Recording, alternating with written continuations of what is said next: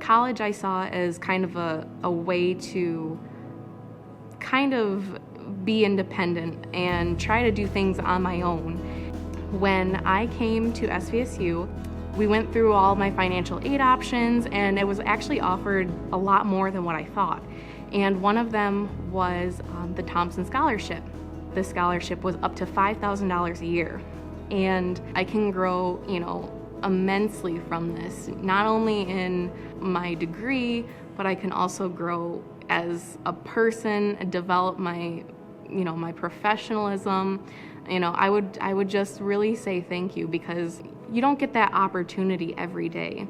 And that's one really special thing that, if you apply for the scholarship and if you were able to have this opportunity handed to you, it would be probably one of the best blessings that could come on your educational career.